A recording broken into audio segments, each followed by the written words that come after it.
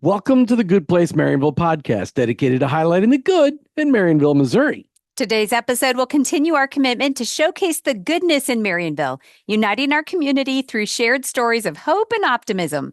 So let's cover some of the good this week. Today, we're going to welcome special guest Mark Jenkins to the podcast. Mark is the president of the Bank of Billings, and we will be getting to know Mark quite a bit a little later in the show. You know, early voting has started, and we're going to include the link to the county website where you can find all the details. Take time to study the ballot and be prepared for your vote to matter. Online at lawrencecountymo.org, and early voting has started in Mount Vernon. Tomorrow, October 24th at 4 o'clock at Central Place is the next MEDAC meeting. That's Jim, tell us what that is, what it stands for, and what the agenda is. Marionville Economic Development Advisory Committee. Just terrible. That's why we created an acronym. Terrible? No, that's great. That's great. The name is, MEDAC. But once people get to know what it is, they'll know. MEDAC, we're gathering together to see how we can celebrate all of the great qualities and businesses and people and properties that we've got right here in Marionville, and looking for ways to grow and expand our city within the realm of keeping our city a great little city here in Southwest Missouri. The meetings are open to the public, and we'd love to have you. 4 o'clock at Central Place. Tomorrow, we'll be talking about welcoming and really celebrating all the local businesses and reaching out to all the grant-giving organizations in Missouri that can help us get some money to do some great things here in Marionville, Missouri. You guys have been compiling a list of all the businesses in town, and it's quite a list. It's pretty encouraging. All right, in-school news. The high school band had its last competition for the year. They placed second in class, outstanding drum major, outstanding color guard, and outstanding horn line. That is a great job by all the band members and the leaders. I just want to give an extra shout out to the band boosters. I know the sacrifice that they make to help these kids achieve such high levels. They've had a great season, bringing home a lot of hardware, and now they're gearing up for winter guard and concert band. Volleyball. Through the regular season, our team is 26-6-1. They entered districts as the number 4 seed. Districts start on today. There you go. At Miller at 5:30 versus Sparta. All right, football. Do you all know we're 8-0? Heading to Miller this Friday for the last regular season game. I'm guessing we'll have quite a group that will be going. Postseason starts on November 8th, and at the moment, we are the number 1 seed in our district and really hoping to get a bye for the first round of the playoffs. Bye. Not that kind of bye. The other kind of bye where they don't have to play a game. Hey, cross country heads to Ash Grove Tuesday for a conference run. Districts will be Saturday, November the 2nd. Here's some great elementary news. Marionville Special Services Department is excited to take the elementary resource students to the Pick and Patch to venture outside the traditional classroom setting and give students a chance to recognize the connections between their academic studies and real-world environment. I just want to thank Greta for sharing that news. And you know, all of you can go out to the Pick and Patch just outside of town, right there on ZZ. They'd love to have you visit. It looks like there's a lot of really great stuff going on there. We should probably go. Yes. We should go. All right. The Volunteer Fire Department has a new volunteer. Welcome to Sean. And the new emergency medical truck is getting lettered up, as you saw. Maybe you've seen it run around town. It's a beautiful red, a little burgundy, a little darker red. Mm-hmm. But the new top is on top of it, and the new pull-out tray is on there. We're just waiting to get it lettered up so we can start using it. And then we're going to say goodbye to the Green Explorer that's been around for a long time. And let's talk about fires for a minute. Be careful, everyone. It's dry out there. I don't know that you don't know that, but please, if you have a field, let it sit till we have some rain. You don't need to light a fire to get rid of the field because it might light somebody else's fire or field on fire. Please be really, really, really careful out there. It is tinder dry.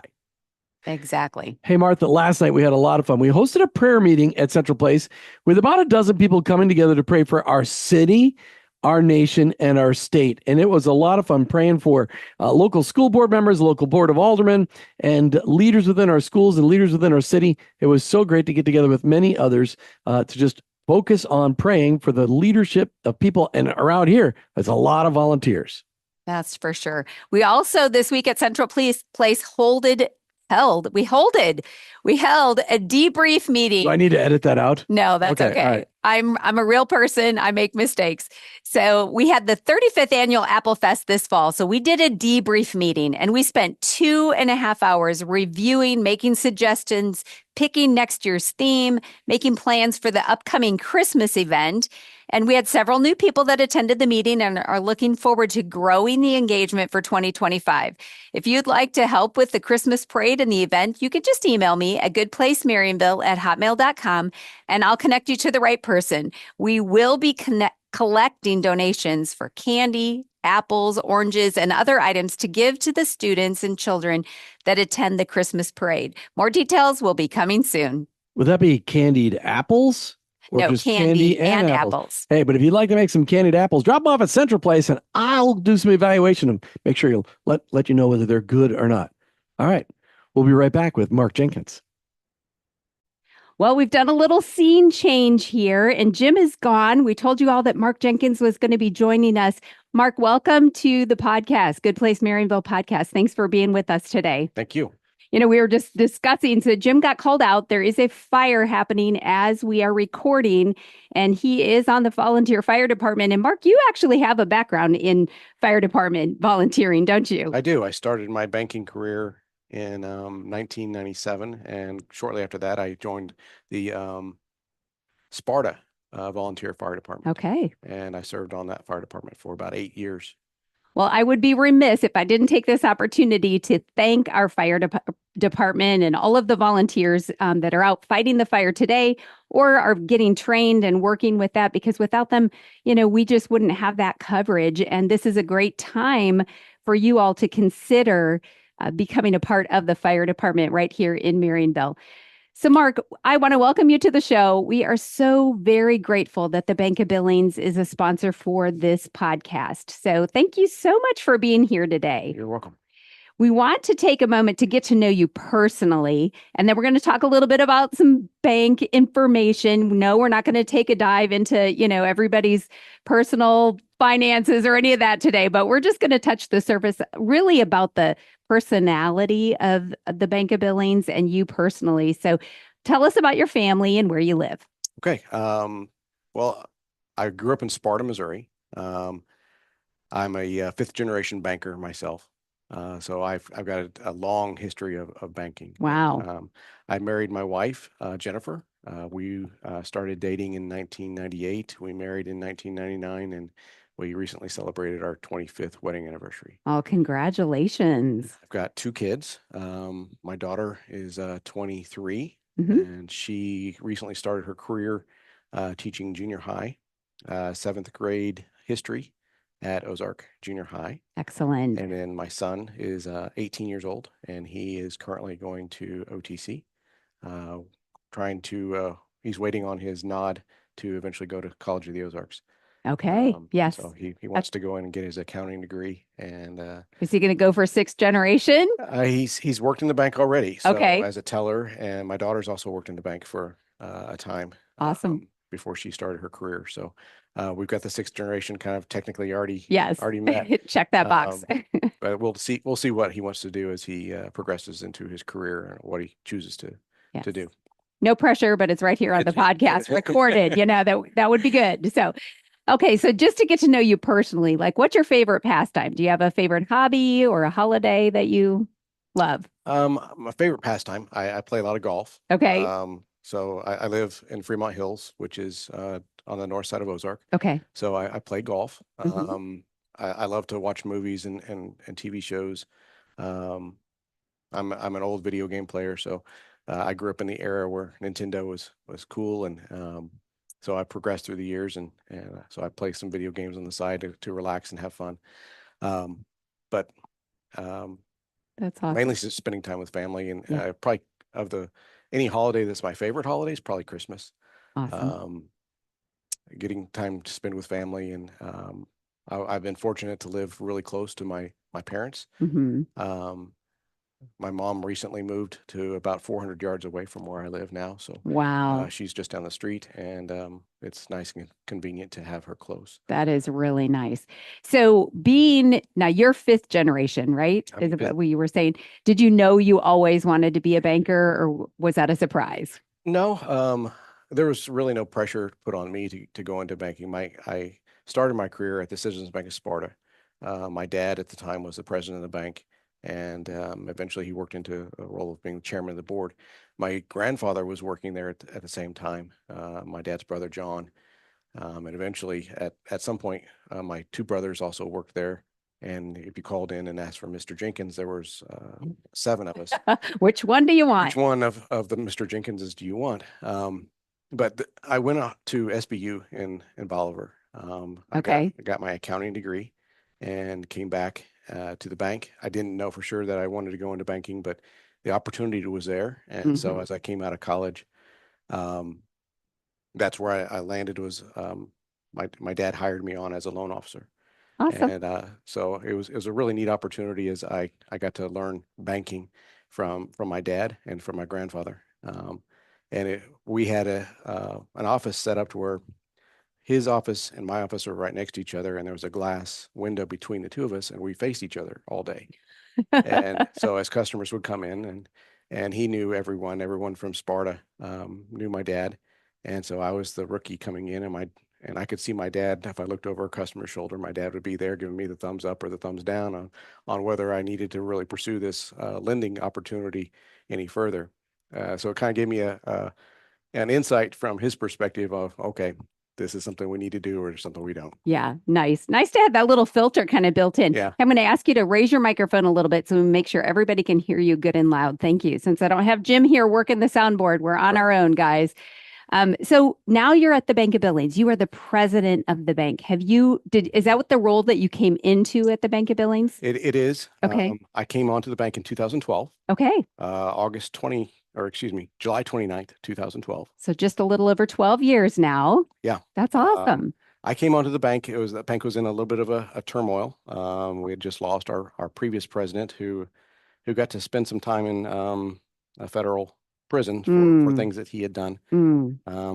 That's a whole nother podcast. Yes. But so I came onto the bank and there were some issues we had to take care of. It took about 4 years to really clean up the bank and get it to where we were clean and profitable and smooth sailing. Wow. And so it's been a good, entertaining job. At times there's. Oh, let's talk about that for a minute, because I was gonna ask you what the most surprising part of your job is. So in banking, you don't think of much being entertaining. What do you mean by that? Well, there's tough parts about the job. The fun parts are when we get to interview customers and they come in applying for loans, and as a small community bank, that's our role, is to help the community and to look for opportunities in which we can wisely use the money that has been deposited in our bank to loan back out to our community. And unfortunately, there are times where we have customers who don't always perform the way we intended when we wrote the loan, because every loan that's written is a good loan, is kind of the motto within banking. When you make the loan, it's supposed to be a good one. Right. That doesn't always work out that way. And when I came onto the bank, there was a significant amount of problem loans that we had to deal with. And some of those are hard cases that we have to deal with attorneys and go through the process. And some of them, as we worked through those instances, you develop relationships with your staff, and they're not necessarily what you would consider to be fun, but they definitely add some excitement or take you out of the monotony of the normal everyday flow of things. Sure. We don't ever want to get too personal. And of course, you don't want to share information about customers, but that has to be challenging in a small community bank when everybody knows each other. But the beautiful thing of that is is that it's a community bank where people know each other, right? So you worked through a hard time at the Bank of Billings, and I believe you've come out much stronger. In fact, everyone knows here in town, you guys built a new building here in town this year. We did. What kind of impacts do you think that's going to have on this future for the Bank of Billings? Really, the goal was to get us more visibility. The location of our previous branch was kind of tucked in off the road a little bit. Oftentimes would get asked where we have branches. And Bank of Billings, I said, well, we have a branch in our main facility in Billings, and we have one in Marionville. And people would often question me as, well, where's it at in Marionville? I'm like, it's right there on Highway 60, right? You drive through town, and they're like, you tell them where it's at, and they're like, oh yeah, I guess there is a bank there. Interesting. So it was, we were landlocked back in this little corner. And so the opportunity presented itself for us to acquire a piece of property that had better visibility. And then for us to actually put the building on the property and have a drive-through was a little more accessible to where we weren't going to have big vehicles hit the awning. Which is a good thing to not have them do. We had several occasions in the past where the awning was hit and almost ripped the side of the building off. But our hope is that through this newer facility, we're able to have a fresh, nice facility for people to come into. And it's encouraging for people to walk in the door and use us as their financial institution. It's been kind of fun following it and reporting about the building opening when it did this summer, because that's, a lot of people are like, well, why are they building a new building? Because if you live in town, you knew where it was, right? Right. But, it's been fun to expose that and show people like, you're going to have better accessibility, and it does have better drive-through capabilities, and it is beautiful. You've done a really nice job of that, and I just love, just everything about it. One of the things that we all know for the Bank of Billings is that you are incredibly supportive of our community. I believe that you brought a list of things with you that you guys have going on. Why don't you cover some of that right now and just tell people, and then maybe share with me and our audience about the heart behind why the Bank of Billings is so involved in the community. Well, coming up this Saturday, to kick things off for this fall season, we have a trunk or treat event. Okay. We host at the bank, and we encourage other businesses around town to open their doors for a specific purpose of serving the community in a trunk or treat event. It's a safe event for kids and families to come and kind of a dry run for Halloween night to get the practice of putting your costumes on and having fun. And it's a very now that's in Billings, right? We have it in Billings. Okay. We host it typically at the branch, and we've hosted in the branch. We've done it one time in the parking lot, and what we found is it works really good because we don't know what the weather's going to be like. Sure. To host it inside the building, and our branch in Billings is designed where you can walk and make a circle through the bank, and so we set up each office. We'll have a station in there, and this year we're dressing up with a theme of 1889, which is when the bank was founded. Oh, fun! So we're kind of dressing the period, trying to dress up and what time will that event be on Saturday? 4 o'clock to 6 o'clock. 4 to 6. Okay. We open the bank, and there's, I believe, somewhere around 30 other businesses that are either in town or around the area that are coming to town to set up some sort of trunk or treat. Awesome. Or event to help with this. But it's a great community event to participate in, and we have in the past we've run out of candy, and we're going through people's desks looking for stashes. I'm sure there's lifesavers somewhere, right? Right. That's awesome. So what else do you have you have coming up? Coming up, let's see, we've got Marionville Care to Learn Thanksgiving Community Dinner. We're decorating tables and helping to serve meals. Awesome. That's on November the 20th. Okay. On the 29th, our angel tree goes up. Talk about that for a minute, because angel tree is a very special thing. And most people know, but if you don't, or you're new to town, you want to know how to get involved locally, talk to us about angel trees. We set up a special tree in our lobby that has ornaments on the tree that have identified young kids that are in need of maybe something special that they wanted for Christmas, Mm-hmm. that their family is identified as, well, we may not be able to provide everything that we would like to give our kids for Christmas. So the bank helps, and we have a lot of generous customers who come in, and sometimes they come in weeks before the angel tree goes up, and they're saying, well, where's the angel tree?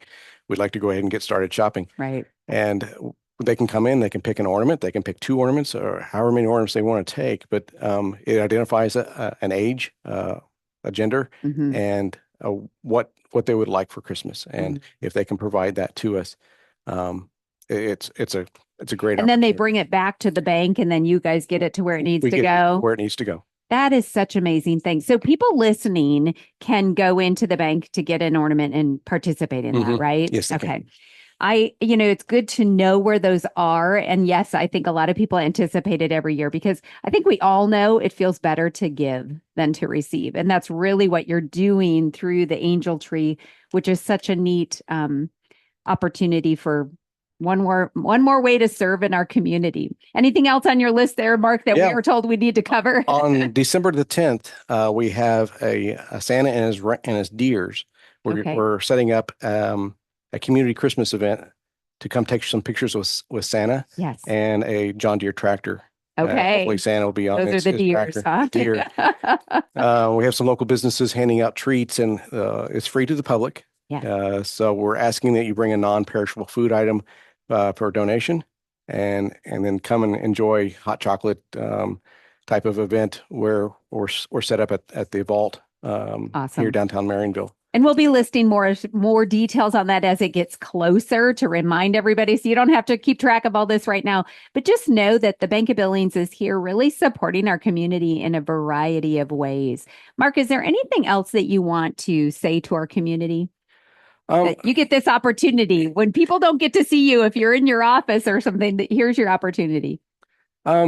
We do take pride in helping to serve our community, and each one of my staff members, if there's an opportunity and someone has a question they would like to come in and ask, it doesn't necessarily have to be applying for a loan. If they've got a question about their account, if they got a question about things going on in the community, we try to stay really informed. And but it's our pleasure to really help customers and to help field financial questions that they might have. And really get involved in the community. We do all kinds of things, from concession stand work at high school basketball games, football games, and any chance we get that, if someone comes to us with a request, we'll see what we can do to help. We can't always maybe come up with all the money that is needed, but we do have budgets, and we do have expectations for how the bank operates and stays funded. But if there's any way for us to help the community, that's our goal. That's awesome. I just want to remind all of our listeners that this podcast episode is sponsored by the Bank of Billings. This interview with the Bank of Billings president, Mark Jenkins, is a great way to get to know about the bank, but the best way to get to know the bank is to stop by or to give them a call. Community bankers love to visit and to get to know their customers so that they can serve better. That's what makes it community. Member FDIC and equal housing lender. We are grateful to the Bank of Billings for all their community support and for sponsoring the Good Place Marionville podcast. Mark Jenkins, thank you so much for being our guest today. And I want you to just hang on for a moment. We have a few more things we're going to share as this show is closing out today without Jim, because he's still out fighting the fire. I just wanted to highlight that this past Sunday was the 6th annual Sunday Fun Day Trunk and Treat and the car show that was hosted by the Coleman Vault and the Marionville Preservation and Historic Society. I want to say the downtown was full of families having a great time Sunday afternoon. So way to go, Valerie. What a great community event. And I just want to encourage everyone to stay safe while trick-or-treating. I just want to encourage you to make sure that adults are accompanying children, stay in the lit areas, take a flashlight, or even consider adding reflective tape or glow sticks to your costumes as you go around. Make sure that kids are visible on the road. Let's make it a safe season. Also, let's work together to keep the trash where it belongs. It's easy to eat that candy bar and let the wrapper fall, but let's remind the kids to get those wrappers home and in the trash and keep our city streets clean. It's easy, but it can make a huge difference right here around town. There are a few locations I want to highlight for trick-or-treating, and that is the Word of Life Church and the Ozark Manor on the corner of ZZ and Missouri Street. The residents there will be waiting for kids to show up. This has been a great show today. We want to give a very special thank you to our sponsor at the Bank of Billings for showing us the support of the good that is happening here in Marionville. I also want to thank you, Mark Jenkins, for being our guest. And consider yourself joining the Bank of Billings and becoming a sponsor of this podcast. You can contact me at thegoodplacemarionville@hotmail.com. Thank you, each and every one of you, for doing good here in Marionville. We know that it's contagious. And I also want to thank everyone who reported information for this week's show. It is so good to have good news that we can share. Remember, you can send that to me at goodplacemarionville@hotmail.com. Thank you for joining us for the Good Place Marionville podcast. Keep your eyes out for the good, and together we can celebrate Marionville.